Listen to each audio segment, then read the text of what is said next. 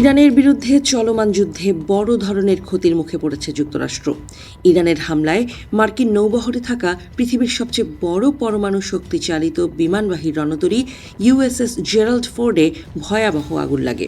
এতে করে যুদ্ধের ময়দান থেকে দানবীয় আকারের এই রণতরীকে মেরামতের জন্য গ্রিসের ক্রিট দ্বীপে নিয়ে যাওয়ার প্রস্তুতি চলছে। মূলত ইরানের সঙ্গে চলমান যুদ্ধ এবং দীর্ঘদিনের মোতায়েন এই রণতরীটিকে খাদের কিনারায় দাঁড় করিয়েছে বলে মনে করা হচ্ছে। মার্কিন সংবাদ মাধ্যম দ্য নিউ ইয়র্ক টাইমসের রিপোর্ট অনুযায়ী মার্কিন রণতরীটিতে আগুন লাগার সময় অন্তত ৩ জন নাবিক আহত হন। তবে ইরানের হামলায় এটিতে আগুন ধরেছে কিনা তা স্বীকার করেনি সংবাদ মাধ্যমটি। মধ্যপ্রাচ্য ভিত্তিক সংবাদ মাধ্যমগুলোর দাবি, মূলত ইরানের হামলাতেই মার্কিন রণতরীটিতে আগুনের ঘটনা ঘটে। রিপোর্ট অনুযায়ী আগুন লাগার পর পুরোপুরি নেভাতে ৩০ ঘণ্টারও বেশি সময় লাগে। আগুনের ঘটনায় প্রায় ৬০০ নাবিক ও ক্রু সদস্য তাদের শোবার জায়গা হারান। তবে মার্কিন সেন্ট্রাল কমান্ড বলছে, আগুনে রণতরীর ইঞ্জিন বা চালানোর কোনো ক্ষতি হয়নি।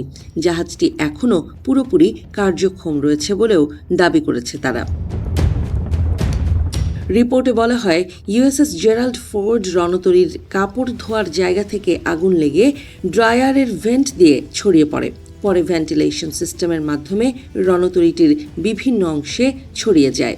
নাবিকদের টানা ১ দিনের বেশি চেষ্টার পর আগুন নিয়ন্ত্রণে আসে। আগুনের পর অনেক নাবিক মেঝে, টেবিল বা অস্থায়ী জায়গায় ঘুমাচ্ছেন, কারণ থাকার জায়গাগুলো এখনও মেরামত করা হচ্ছে। এই জাহাজে প্রায় ৪,৫০০ নাবিক ও বিমান চালক রয়েছেন। এটি প্রায় ১০ মাস ধরে সাগরে মোতায়েন আছে। ভিয়েতনাম যুদ্ধের পর এত লম্বা সময় ধরে আর কোনো রণতরীকে মোতায়েন রাখা হয়নি।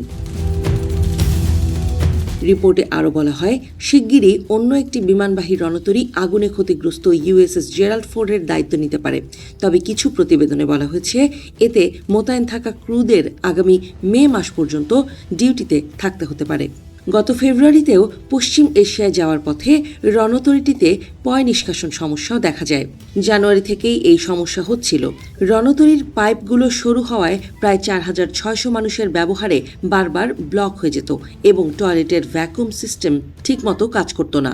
তবে মার্কিন নৌবাহিনী জানিয়েছিল, এই সমস্যা যুদ্ধ ক্ষমতায় প্রভাব ফেলবে না। এদিকে বিমানবাহী রণতরীটিকে ক্রমাগত হুমকি দিয়ে আসছে ইরান। লোহিত সাগরে যেসব লজিস্টিক সেন্টার এই রণতরীকে সাহায্য করছে, সেগুলোকে সরাসরি টার্গেট করা হবে বলে হুঁশিয়ারি দিয়েছে দেশটি।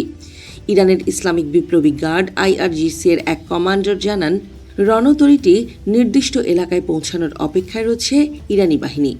বিশ্লেষকদের মতে, লোহিত সাগরে মোতায়েন থাকা অবস্থায় ইউএসএস জেরাল্ড ফোর্ড রণতরীতে ইরানি হামলা হলেও তা স্বীকার করছে না ওয়াশিংটন। এটি ইরানের আরও কাছে চলে গেলে ইরানি বাহিনী এটিকে পুরোপুরি ডুবিয়ে দেওয়ার সক্ষমতা রাখে বলেও মন্তব্য করছেন তারা।